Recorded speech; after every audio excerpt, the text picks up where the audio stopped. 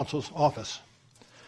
The appointment order directed the office to investigate Russian interference in the 2016 presidential election.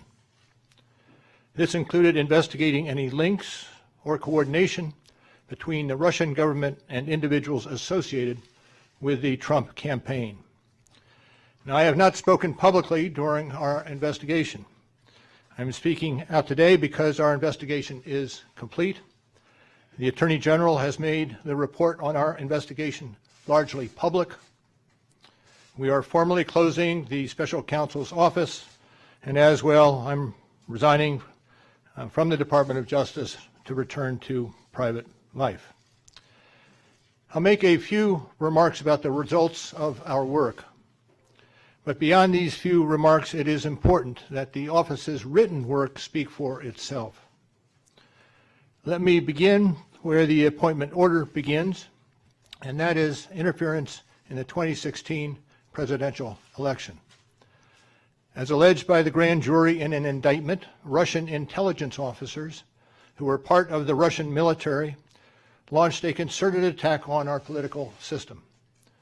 The indictment alleges that they used sophisticated cyber techniques to hack into computers and networks used by the Clinton campaign. They stole private information and then released that information through fake online identities and through the organization WikiLeaks. The releases were designed and timed to interfere with our election and to damage a presidential candidate. And at the same time, as the grand jury alleged in a separate indictment, a private Russian entity engaged in a social media operation where Russian citizens posed as Americans in order to influence an election. These indictments contain allegations, and we are not commenting on the guilt or the innocence of any specific defendant. Every defendant is presumed innocent unless and until proven guilty.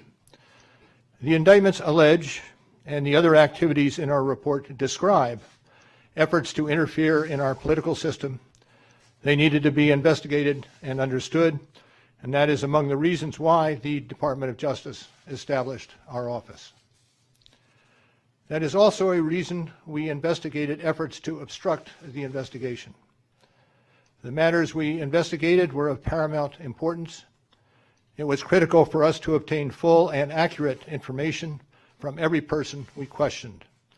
When a subject of an investigation obstructs that investigation or lies to investigators, it strikes at the core of the government's effort to find the truth and hold wrongdoers accountable. Let me say a word about the report. The report has two parts, addressing the two main issues we were asked to investigate. The first volume of the report details numerous efforts emanating from Russia to influence the election. This volume includes a discussion of the Trump campaign's response to this activity, as well as our conclusion that there was insufficient evidence to charge a broader conspiracy. And in the second volume, the report describes the results and analysis of our obstruction of justice investigation involving the president. The order appointing me special counsel authorized us to investigate actions that could obstruct the investigation. And we conducted that investigation, and we kept the office of the acting Attorney General apprised of the progress of our work. And as set forth in the report, after that investigation, if we had had confidence that the president clearly did not commit a crime, we would have said so. We did not, however, make a determination as to whether the president did commit a crime.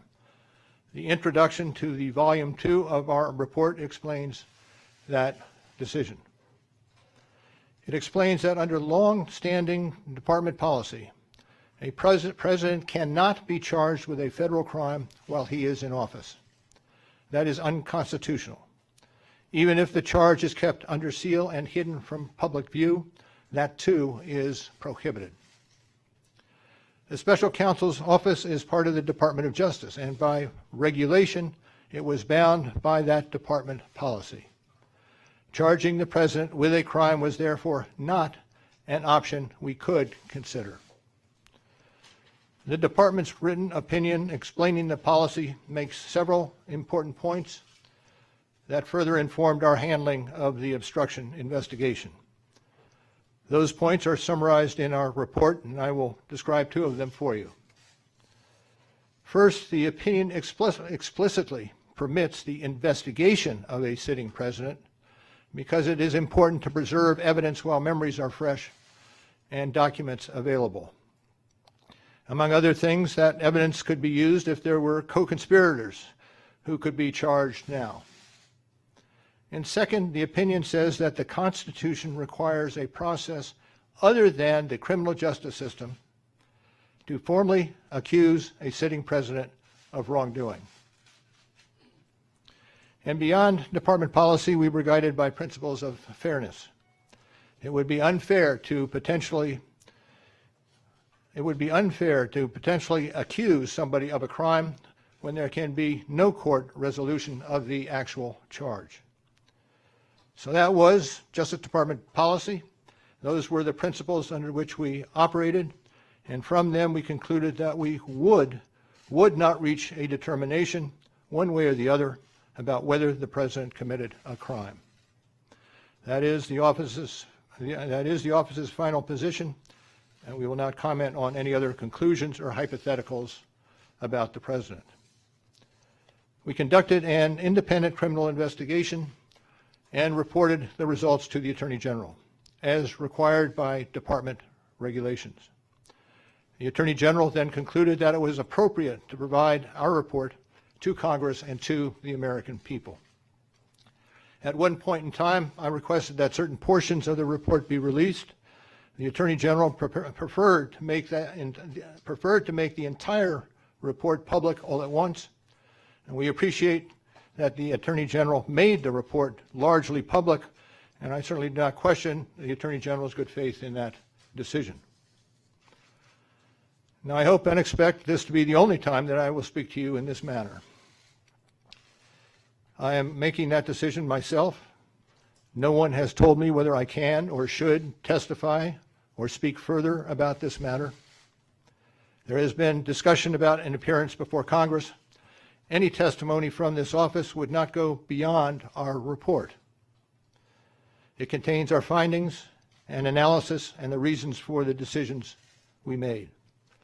We chose those words carefully, and the work speaks for itself. And the report is my testimony. I would not provide information beyond that which is already public in any appearance before Congress. In addition, access to our underlying work product is being decided in a process that does not involve our office. So beyond what I have said here today and what is contained in our written work, I do not believe it is appropriate for me to speak further about the investigation or to comment on the actions of the Justice Department or Congress. And it's for that reason I will not be taking questions today as well. Now, before I step away, I want to thank the attorneys, the FBI agents, the analysts, the professional staff who helped us conduct this investigation in a fair and independent manner. These individuals, who spent nearly 2 years with the Special Counsel's Office, were of the highest integrity.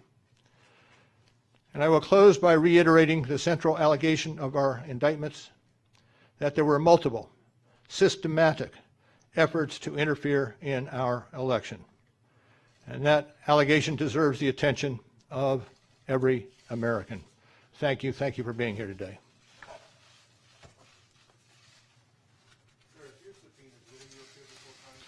No questions.